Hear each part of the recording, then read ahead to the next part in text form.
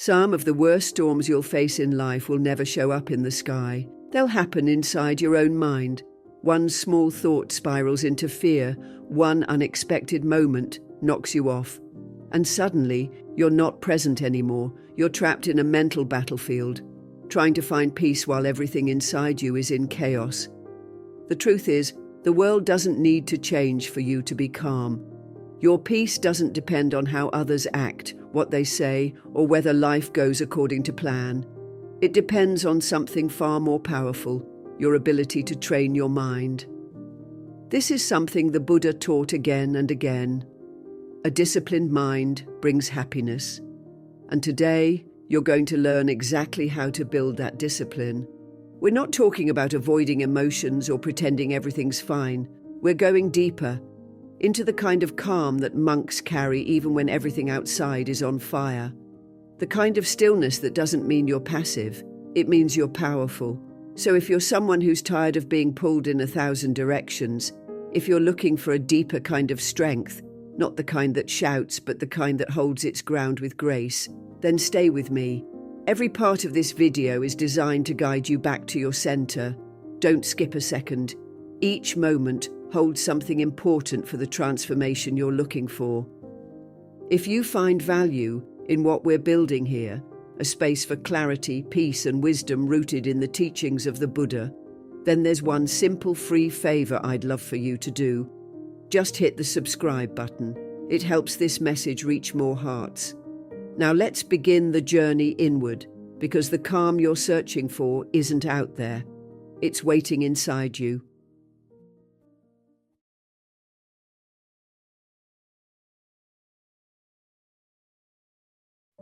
Some people can sit in silence for hours and feel completely at ease. Others struggle to stay calm even for a single moment, their minds racing with thoughts they didn't ask for. Why is that?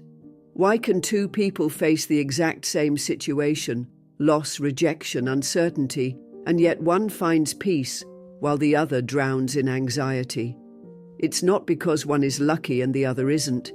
It's because one has learned to work with their mind, and the other is still being dragged by it. The Buddha taught, all that we are is the result of what we have thought. This isn't just spiritual poetry, it's a truth that cuts to the root of our suffering. When your thoughts are calm, your life begins to reflect that calm. When your thoughts are chaotic, your life starts to feel like it's falling apart, even when everything looks fine on the outside. What we often forget is that the mind is not just something that thinks. It's something that shapes. It shapes how we feel, how we respond, and how we move through the world. Most people live as if they have no control over this. A bad comment ruins their day. One mistake turns into self-doubt that lasts for weeks. A small uncertainty becomes a wave of fear that takes over their body. But Buddhism teaches us that the mind, while powerful, is not unchangeable. It's not your enemy. In fact, it's like a garden. What you water will grow. If you constantly feed it fear, anger, or worry, then those emotions become your default. But if you nurture it with stillness, mindfulness, and compassion, those qualities start to grow stronger. The mind becomes a refuge instead of a battlefield. Think about it.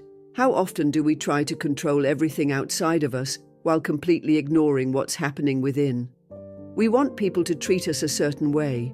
We want our plans to go smoothly. We want the future to unfold exactly how we imagined it. But in all that effort to control the external world, we forget to take care of the one thing we can actually work with, our mind. This is why the Buddha emphasized mental training above all.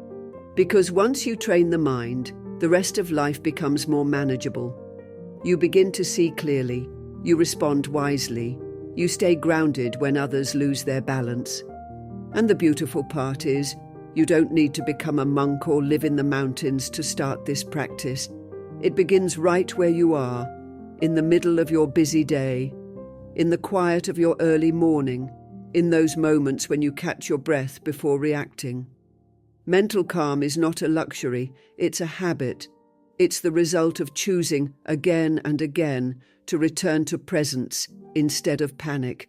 It's reminding yourself that no situation, no person, and no outcome is more powerful than your ability to choose how you respond. That's what Buddhist wisdom offers, not a life free of challenges, but a mind that remains clear and steady in the middle of them. It gives you the tools to stop being controlled by every thought that enters your head. It invites you to sit down with your mind, understand it, and guide it. And as you do that, a shift begins. You start noticing the space between a trigger and your reaction. You pause, you breathe, you make a choice, and that choice becomes your freedom.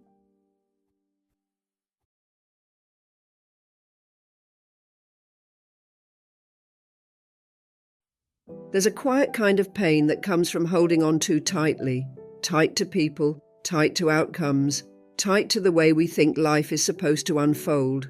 You might not notice it at first. It begins as concern, as effort, as care. You want things to go well. You want people to stay. You want to feel safe, seen, and in control. But before long, that gentle desire hardens into tension. Your shoulders feel it. Your chest holds it. Your mind loops through the same worries over and over, like a bird trapped in a room with no way out. What we often forget is this: not everything is ours to carry, and trying to control the uncontrollable is one of the most exhausting ways to live. The Buddha spoke often about the nature of clinging. He didn't condemn it with harshness. He illuminated it with compassion. He taught that suffering arises when we try to hold what by nature cannot be held. Everything changes. People change, circumstances evolve, even our own emotions come and go like waves in the ocean. But when we resist this truth, when we try to lock things in place, we suffer. We suffer not because life is cruel, but because we expect permanence in a world built on impermanence. It's like trying to keep a candle lit in the wind. The more we shield it with our hands, the more frantic we become, and the faster the flame flickers out. And yet, we often tell ourselves that control equals safety. We believe that if we just plan enough, prepare enough, worry enough, we can somehow keep life from surprising us. But the truth is, that belief itself is the trap. The more we try to control things, the more life feels chaotic. Why? Because control is an illusion. And deep down we know it. You can't control how others see you. You can't control what tomorrow brings. You can't even control the next thought that arises in your own mind unless you've trained it. The Buddha's wisdom cuts through this confusion with simplicity. Freedom is found in letting go, not holding tighter. Letting go doesn't mean giving up. It doesn't mean apathy or passivity or becoming cold. Quite the opposite. It means trusting life's rhythm enough to stop resisting it. It means understanding the difference between what is yours to shape and what must be left to unfold. You still show up, you still care, but you stop trying to force outcomes. You stop exhausting yourself trying to control other people's emotions or constantly fix things outside of you just to feel okay inside. Instead, you begin to move with life, not against it. Think of it this way. If you're holding a rope that's burning your hands, it doesn't matter why you grabbed it in the first place. What matters is the pain you feel now. Letting go isn't failure. It's healing, it's wisdom. It's an act of love for your own nervous system, your own peace of mind. And when you do let go, when you exhale all that anxious gripping, something incredible happens. You create space for new energy, new clarity, and a new sense of calm to enter. You stop spinning stories about what if and start focusing on what is.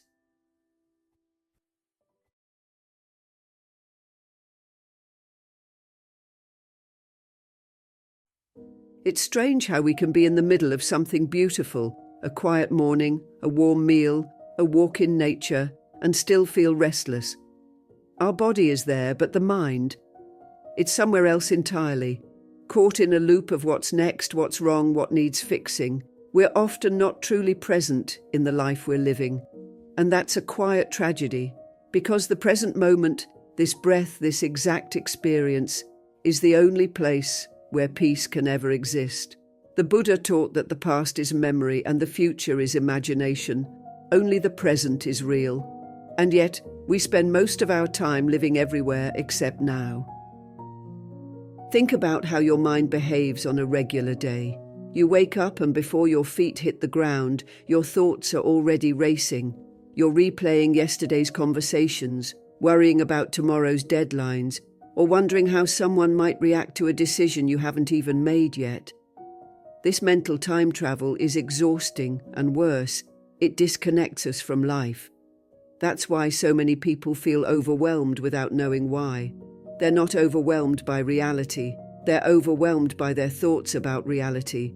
The Buddha compared the untrained mind to a monkey, jumping from branch to branch, unable to rest. And the only way to tame it is to bring it gently again and again back to the present. Now, being present doesn't mean forcing yourself to be happy or ignoring pain. It means you meet life as it is, fully, honestly. If you're joyful, you notice the warmth of that joy. If you're hurting, you stay with that feeling without running from it or trying to numb it. Presence is about honesty. It's about not abandoning yourself, no matter what the moment contains. There's real power in that kind of awareness, because when you stop running, you start healing. Many people think mindfulness is complicated or reserved for monks and meditation masters. But in truth, it's incredibly simple. You don't need a quiet retreat or a special cushion. You just need willingness to notice what's here. Try this. Feel your breath moving in and out. Feel your feet touching the floor. Notice the texture of the air on your skin. That's mindfulness. That's presence. And every time you return to it, even for a second, you reclaim your peace. This is something monks practice daily, not just in formal meditation, but in every small action.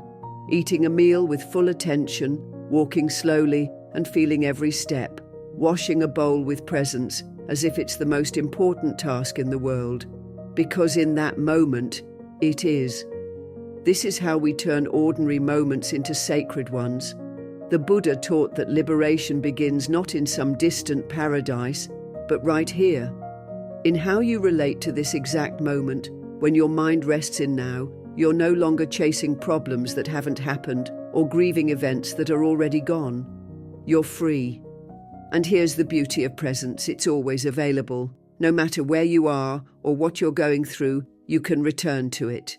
You can pause, breathe, feel the ground, come back to this breath. It doesn't mean your problems disappear, but your relationship to them changes. You become less reactive, more steady, more kind. And that's the true gift of presence. Not perfection, but peace. The kind of peace that doesn't need everything to go right, just the kind of peace that knows how to meet life, one breath at a time.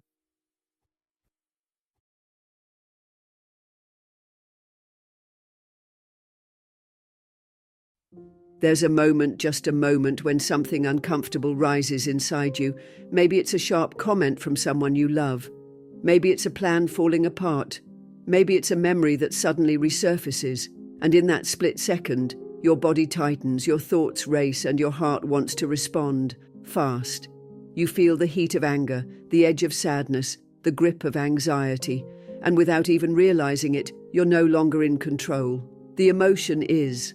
That's how most of us live, pulled around by whatever we feel in the moment. But here's the truth that Buddhism gently reveals. You are not your anger. You are not your fear. You are not your sadness. You are the space in which these things arise and the one who gets to choose how to respond. The Buddha taught that our suffering doesn't come from the presence of emotion. It comes from our attachment to it. When we cling to every feeling and let it define our behavior, we lose ourselves in it. Like a leaf in a river, we get swept away by every wave of reaction. But if we learn to observe, really observe our emotions, we begin to see them differently. They're not permanent. They don't define us. They are passing clouds in the vast sky of awareness. In the same way the sky is not harmed by storms, your deeper self is not harmed by emotion. It watches, it understands, it allows, and it lets go. The beauty of this practice isn't in denying what you feel, it's in becoming free from it. Let's say anger shows up. Instead of yelling, instead of suppressing it, you pause. You breathe. You say inwardly, "This is anger, not I am angry. Just this is anger." That small shift changes everything. because now you're the witness, not the prisoner. You've placed space between the emotion and the reaction. That space is where your power lives. Buddhism calls this non-attachment, not because emotions are bad or because you should feel nothing, but because when you attach too tightly to emotions, you suffer. And the suffering is often worse than the emotion itself. Think about how many times your day was ruined, not by what happened, but by what you kept replaying in your mind. The conversation you couldn't let go, the thing you wish you'd said, the assumption you made. That's the weight we carry when we absorb instead of observe. So what does it mean to observe? It means allowing your mind to become a still lake. Every thought, every feeling, every external drama is just a ripple on the surface. But you don't dive into every ripple. You simply watch. And when the lake is still, you begin to see clearly. The situation doesn't change, but your relationship to it does. You don't feel the need to explain yourself to everyone. You don't get pulled into arguments that steal your peace. You don't carry other people's energy into your sleep. One of the metaphors Buddhist teachers often use is that of a guest house. Your mind is the house. Emotions are the guests. Some are pleasant, some are not. But none of them live there permanently. When they come, you let them in. You acknowledge them, but you don't give them your bedroom, your keys, your identity. You simply say, I see you. Stay as long as you need, but I won't become you.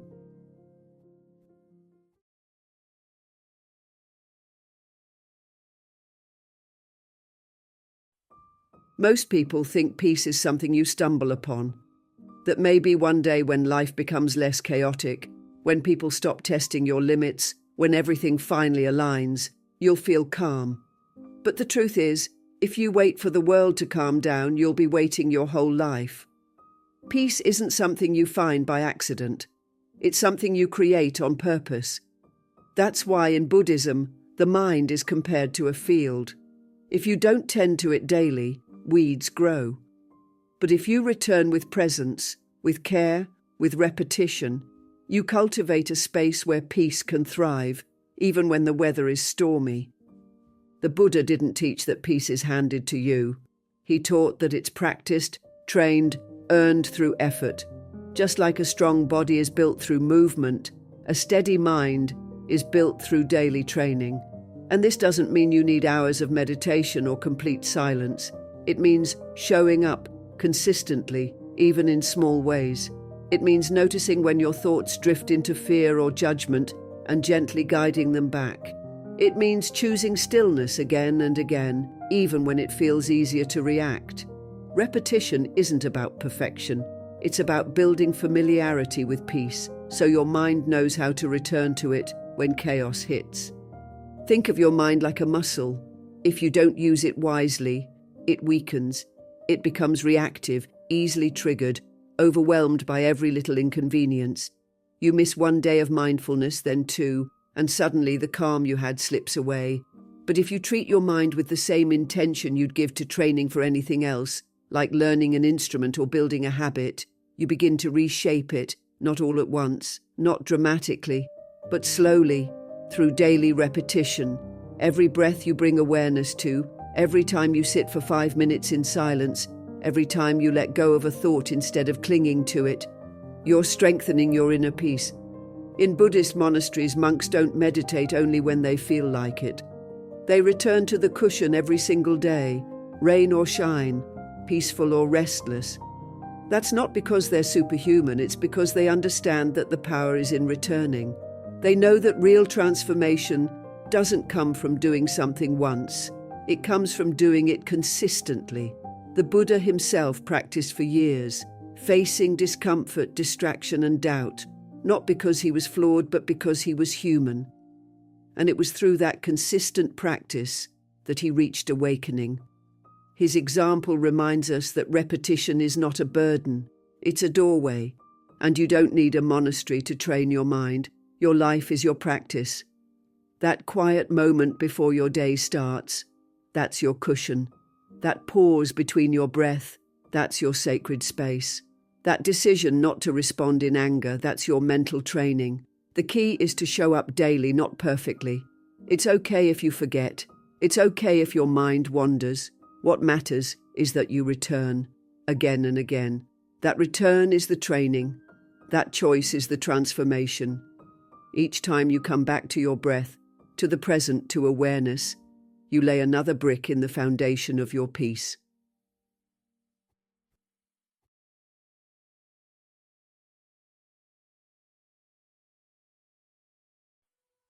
There's a strange kind of power in the pause, the few seconds between what happens to you and how you choose to respond. Most people never notice it. They live life caught in reaction. Someone disrespects them, and they immediately snap. A plan falls apart, and they rush into panic. A harsh word is said, and they spend hours replaying it in their head, fueling anger or sadness. But in the teachings of the Buddha, we're reminded that we don't have to live that way. He said, "Better than 1,000 hollow words is one word that brings peace." And sometimes that one word is silence. Not because you have nothing to say, but because you understand that not everything deserves your energy.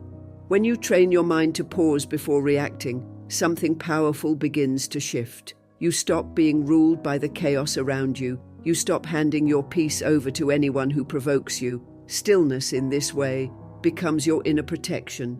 It doesn't mean you don't feel emotions. It means you hold them with awareness. You feel the heat of anger, the sting of disappointment, the ache of fear, but instead of letting those emotions drive the car, you let them sit in the back seat. You acknowledge them, but you don't let them take the wheel. In Buddhist practice, this kind of restraint isn't seen as suppression, it's seen as strength. Real stillness is a form of courage. It means you're no longer pulled by the tides of reactivity. You're anchored in presence. Think of it like standing in the middle of a river. When you haven't trained your mind, you're swept away by the current. But when you cultivate stillness, you become the rock in the riverbed. The water moves around you, but you stay grounded. That's what choosing stillness does. It keeps your center intact when the world tries to shake it loose. It's easy to confuse stillness with weakness. People may assume you're avoiding conflict or that you're passive. But Buddha himself was clear. Non-reaction is not inaction. It's wise action. It's choosing not to waste your energy proving a point that doesn't need proving. It's knowing when to speak and when silence says more. It's the strength to walk away from drama without carrying it with you. Stillness is knowing the difference between what demands your energy and what simply doesn't deserve it. One of the best ways to start building this practice is by creating space. Before you respond to anything, an insult, a difficult conversation, even your own rising emotion, pause.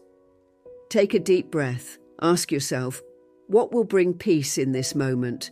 Not what will win, not what will feel good temporarily. What will protect your long-term peace? Sometimes that means responding calmly. Sometimes it means walking away. Sometimes it means saying nothing at all. And in that space you begin to reclaim control. In Buddhist monasteries, monks are trained to create this space through meditation. But it's not just about sitting in silence on a cushion. It's about carrying that inner silence into daily life, into your relationships, your decisions, your inner dialogue. Stillness is not a place you visit. It's a state you live in. It's when your breath becomes your anchor, your awareness becomes your shield, and your heart becomes your compass.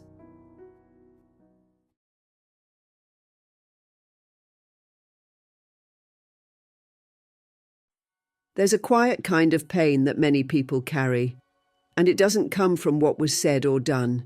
It comes from what was never healed, from holding on to things we thought we had let go of, from the way we close our hearts to protect ourselves, not realizing that in doing so, we block the very peace we're longing for. You can spend years trying to master your breath, train your focus, or sit in silence. But if you're still holding on to resentment, judgment, or shame, true calm will continue to slip through your fingers. The Buddha knew this. That's why compassion was never a side teaching. It was central. Because without compassion, the mind cannot settle, the heart cannot rest, and inner peace remains just out of reach. In Buddhism, compassion, known as metta, is more than just being kind to others. It's an intentional, conscious practice of choosing love over fear, understanding over anger, and forgiveness over pride. And here's the part that challenges most of us. It's not only for people we like.